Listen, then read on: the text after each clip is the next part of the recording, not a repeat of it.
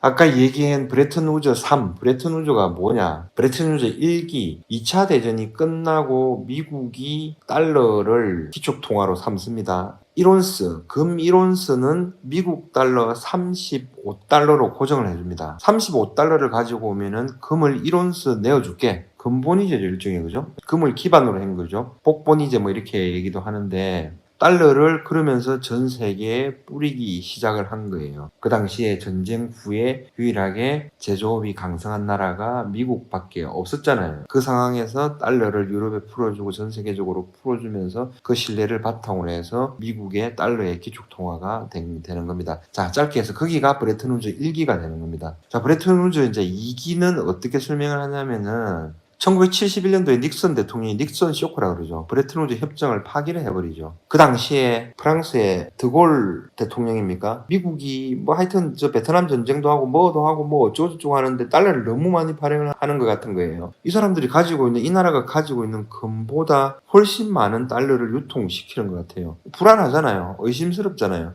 그래서 프랑스의 드골 대통령이 미국에 금 내놔라 이렇게 한 거예요. 금 주라. 달러 줄 테니까 금 주라. 이렇게 한 거예요. 그러면서 유럽의 각 국가들이 금 내놔라 이렇게 얘기한 거예요.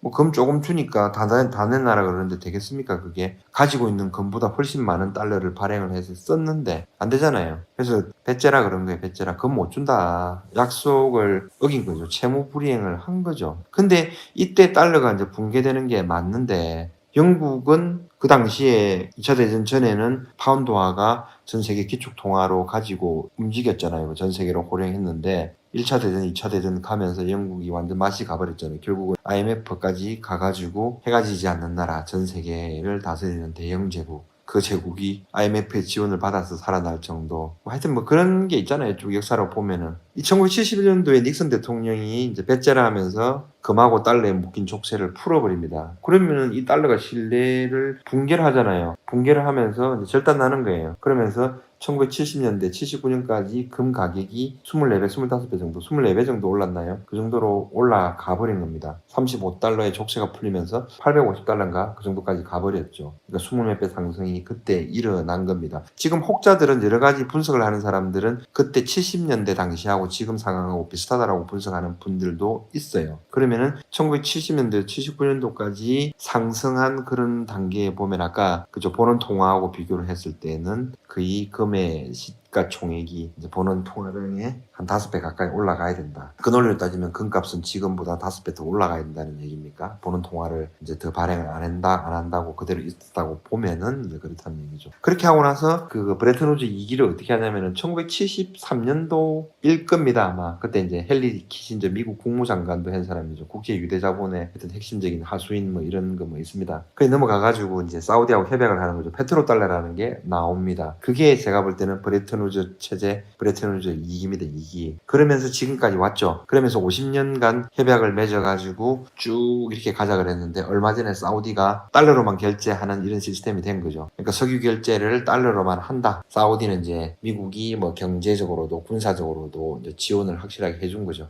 니 지켜줄 테니까 석유 결제는 무조건 달러로만 하자. 그래서 이제 달러 기축통화가 계속 100번이 이어진 거죠. 근데 이제 그게 최근에는 이제 꼭 우리는 달러로만 결제 안 할래. 사우디가 이제 그렇게 선언하고 나와버린 거죠. 사우디는 이미 브릭스 국가에 이제 들어간 거죠. 그렇죠. 이 재미난 현상들이 생긴 거죠. 아니 뭐 모르겠다. 위안화 주면 위안화로도 받고 뭐 러시아 루블 주면 루블로도 받고 그렇게 할란다. 인도 루피도 그래 할란다. 이렇게 된 거예요. 달러 니네 어떻게 믿냐. 이제 이렇게 나온 거예요. 스위프트 제재 러시아하고 저쪽 하면서 사우디도 이제 그렇게 된 거죠. 그리고 이제 뭐 경제력이 클 만큼 컸고 그다음에 군사적으로도 컸고 미국이 예전처럼 그 정도 되지도 않는 것 같으니까 이제 살살 개기기 시작하는 거죠. 배신을 땡기는 거죠. 그 나라의 이익들을 위해서. 자, 지금 이제 이렇게 된 상태예요. 이렇게 된 상태에서 미국 같은 경우는 중국이 갑자기 크게 부상을 해버렸고 너무 이제 커버린 거예요. G2까지 올라와 버리고 감당이 안 될 정도로 올라와 버렸고 거기다가 바이든 정부 때 어마어마한 돈들을 또 살포를 한 거죠. 코로나라는 뭐 질병 그런 것도 있었지만 어쨌든 뭐 재난지원금 이런 형태로 해가지고 뭐 국민들한테 직접 뿌린 것도 그 돈도 어마어마하죠. 단 2년 만에 뭐 5조 달러를 거의 뭐 뿌려버렸으니까.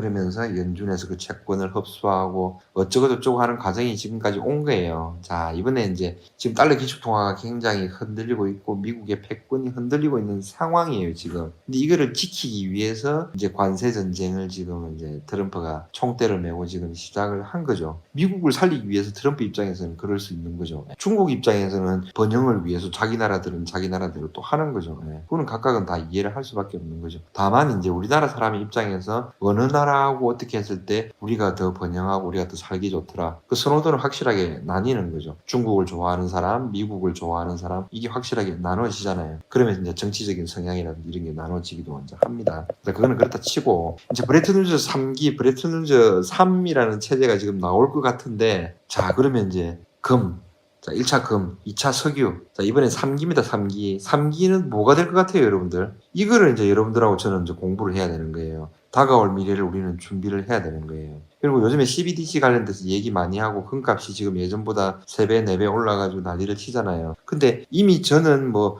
5년 전, 6년 전, 7년 전, 10년 전부터 금값이 이 정도 이렇게 올라간다라고 예언 아닌 예언을 하고 그렇게 많이 이제 방송을 해가면서 여러 사람들하고 계속 거래를 하고 교류를 해왔던 거죠. 우리가 단순히 여기서 뭐 얼마를 더 간다, 덜 간다 이런 게 무슨 의미가 있겠습니까? 지금 이런 상황이 왔는데.